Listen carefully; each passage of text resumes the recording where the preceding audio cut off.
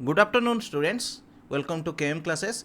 देखो बहुत बड़ा गोटे अपडेट आसी OSSSC तरफ Odisha subordinate staff selection commission तरफ आपन को जो आग को अच्छी exam PEO junior assistant exam regarding से विषय रे गोटे अपडेट आसी आपनकर एग्जाम डेट ऑलरेडी फिक्स हो जाइए एवं एडमिट कार्ड केवेठू आप डाउनलोड करेंगे से विषय में इनफॉर्म आपण मानक करा नोटिस टी आप किभली देखिपारे से विषय में मुझे जनाऊँगी। नोटिस टी देखो आपण Odisha subordinate staff selection commission तरफ आसी 5 जून 2023। चलते आम वेबसाइट किभली देखिपारे से विषय आग प्रथम जाणीनवा। आपड़ जदि Odisha subordinate staff selection commission official website visit करेंगे www.osssc.gov.in ताले आपन को यही वेबसाइट प्रथम जो नोटिस टी रही 6 जून रे देखंतु माने आज डेट रे बाहरी आ ऊपर क्लिक कले आपन को नोटिस टी देखा एवं नोटिस टी आपन डाउनलोड करी निजर सिस्टम रे किमा मोबाइल रे फ्यूचर रेफरेंस पाई मध्य रखि परिबे। नोटिस विषय आम डिटेल्स से डिस्कसन करबा। जेहेतु आगो को आपनकर एग्जाम बहुत कम दिन रही तेणु प्रिपरेशन को मध्य ठीक भाव जारी रखंतु। नोटिस विषय चलंतु डिस्कसन करनबा। नोटिस टी देखो बाहर 5 तारिख डेट रे आप नोटिस जदि डेट देखिए ताले 5 तारिख अच्छी किंतु नोटिस टी आज आपंकर वेबसाइट रिफ्लेक्ट करुच्ची। तेणु रिटन टेस्ट विषय जोटा लिखाई देखो the written test for the post of junior assistant and panchayat executive officer under CRE 2023 will be held in the examination centres all district as per the following programme. Date केबे रही combined recruitment examination CRE 2023 सेटा सी कहूँ बुझीपार्टी एवं 9 जुलाई 2023 जोटा आप Sunday रही 9 जुलाई माने 9 जुलाई 2023 रे आपण एग्जामटा हम एवं 11 आपणकर 2टारे एग्जामटा को शेड्यूल कराई माने 3 घंटा एग्जामटा रहिबो 11 ରୁ 2टा आपन का एग्जाम रही केतबेले आप एंट्री करेंगे से टाइमिंग मध्य से माने नोटिस रे आपन को जनईदेवे। एबे नोटिस टेकू चलते डिटेल्स आउ टिके देखिबा।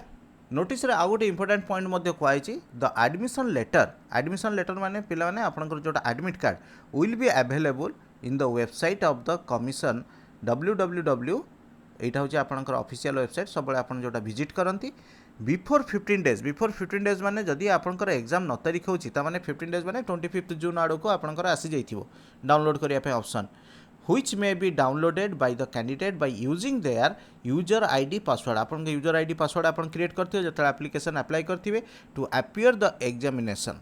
No hard copy of admission letter will be sent to any candidate by post. तेणु से कौन से जिन आप पोस्ट पठेबे आपन को निजे को डाउनलोड करिया पड़ो एवं डाउनलोड करी तार प्रिंट आउट धरी आप एग्जाम सेंटर को जिबे। कैंडिडेट्स में visit the website of the commission regularly for further update. देखो फर्दर अपडेट पाई से माने मेंशन करिसंती माने आपनकर एठी एग्जाम टाइमटा से लिखि दैचंती 11 ରୁ 2टा किंतु केतेबेले आपनकर एंट्री हबो एंट्री टाइम केतेबेले क्लोजिंग ऑफ गेट रहिबो सेगुडा सब मेंशन हबो आपनकर एडमिट कार्ड जेतेबेले आसीजिव। तेणु आपन को अपडेट रहिबार अछि आमर चैनल तरफ आम आपण मानक इन्फॉर्म करू किंतु सजेशन होची आपन सब बेले ऑफिशियल वेबसाइट को विजिट करंतु। ऑफिशियल विजिट करिया द्वारा आपन जदि कौन से चेंजेस थाए आपन टाइम टू टाइम सेटा जानि परिबे एवं आपन निजे भी मॉडिफिकेशन कौन करिया पई जाउची वेबसाइट रे सेटार मध्य नोटिस थ्रू रे आपन पाइ जे परिबे।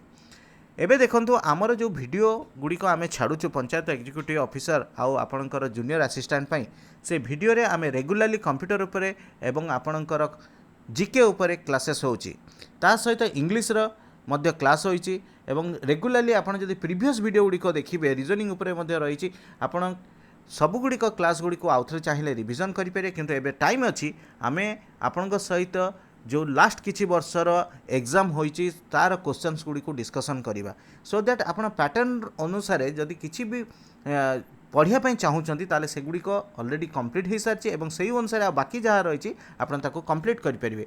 जदि लास्ट किछि वर्षर क्वेश्चन भी आपन डिस्कसन कर सही पैटर्न रे ही क्वेश्चन आसीबो बाहर तो सिलेबस नहीं सिलेबस भीतर ही आसीबो एवं आपण माने सही पैटर्न क्वेश्चन जदि पूरा कंफर्टेबली जानी करिपारुचंती ताले जो टाइप रे भी क्वेश्चन आसो आपन करिपारिबे। ओनली कैटेगरी मने रखंतु केतेटा कैटेगरी प्रॉब्लम्स अछि एवं केतेटा कैटेगरी गोटे चैप्टर पे प्रॉब्लम्स होई पारे जदि सही कैटेगरी को करिपारिबे ताले जेते टाइप रो क्वेश्चन आसले मध्ये आपन इजीली अटेम्प्ट करिपारिबे। आजिर इनफॉरमेशन जदि आपण माननको हेल्प हेइतिबो ताले आम चैनल को सब्सक्राइब करिया पे भूलिबे नै एवं एटलिस्ट थरे लाइक कर दियंतु। Thank you.